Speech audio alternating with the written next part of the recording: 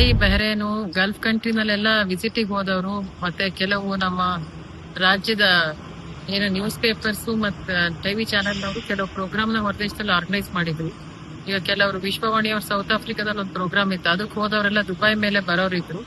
ಅವ್ರು ಕೆಲವರು ಅಲ್ಲೇ ದುಬೈಲ್ ಸ್ಟಕ್ ಆಗಿದ್ದಾರೆ. ಇನ್ನೊಂದು ಕನ್ನಡಪ್ರಭ, ಐ ಥಿಂಕ್ ವಿಜಯವಾಣಿ ಅವ್ರದ್ದೇನೋ ದುಬೈಲ್ ಪ್ರೋಗ್ರಾಮ್ ಇತ್ತು, ಕನ್ನಡಪ್ರಭದವ್ರದ್ದೆಲ್ಲೋ ಬಹರೇನಲ್ಲಿ ಇತ್ತು ಅಂತ ಯಾರೋ ಹೇಳ್ತಾ ಇದ್ರು. ಸೊ ಆತರ ವಿಸಿಟಿಗೆ ಹೋದವರು ಸುಮಾರು ಜನ ಸಿಕ್ಕಾಕೊಂಡಿದ್ದಾರೆ. ನಾನು ಈಗಿನ ಎಲ್ಲಾ ದೇಶದ ರಾಯಭಾರಿಗಳ, ನಮ್ಮ ಭಾರತದ ರಾಯಭಾರಿಗಳ ಜೊತೆ ನಾನು ಸಂಪರ್ಕದಲ್ಲಿದ್ದೀನಿ.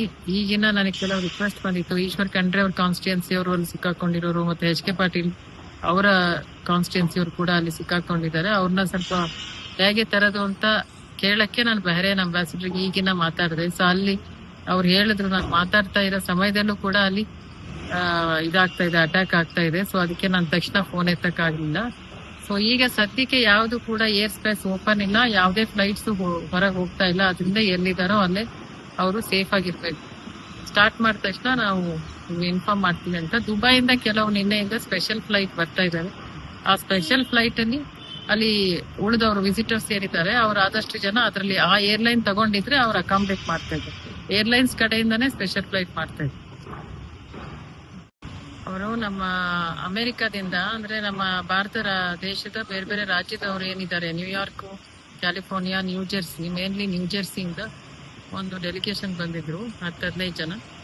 ಸೊ ಅವರು ನಮ್ಮ ಕಾಂಗ್ರೆಸ್ ಲೀಡರ್ಸ್ನೆಲ್ಲ ಭೇಟಿ ಮಾಡಬೇಕು, ಮತ್ತೆ ಒಂದು ದೊಡ್ಡ ಕಾನ್ಫರೆನ್ಸ್ ಮಾಡಬೇಕು next year in support of Congress party, ಒಂದು 10,000 ಜನ ಸೇರಿಸಿ ಅಂತ ಅದಕ್ಕೆ ಇನ್ವೈಟ್ ಮಾಡೋದು. ಮತ್ತೆ ನಮ್ದು ಏನು ಎಲೆಕ್ಷನ್ಗಳು ಬರ್ತಾ ಇದಾವೆ, 5 ಎಲೆಕ್ಷನ್, ಅದಕ್ಕೂ ಕೂಡ ಅವ್ರ ಹೊರದೇಶದಲ್ಲಿ ಇದ್ರು ಕೂಡ ಅವರೆಲ್ಲ ಇಂಡಿಯನ್ ಓವರ್ಸೀಸ್ ಕಾಂಗ್ರೆಸ್ ಸದಸ್ಯರು. ಸೊ ಅಲ್ಲೇ ಇಟ್ಕೊಂಡು ಅವ್ರವ್ರ ಫ್ಯಾಮಿಲಿಗೆ ಹೇಗೆ ಇನ್ಫ್ಲೂಯೆನ್ಸ್ ಮಾಡ್ಬೋದು, ಹೇಗೆ ಪಾರ್ಟಿಗೆ ಹೆಲ್ಪ್ ಮಾಡ್ಬೋದು ಅಂತ ಅದ್ರ ಬಗ್ಗೆ ಚರ್ಚೆ ಮಾಡಕ್ಕೆ ಬಂದಿದ್ರು.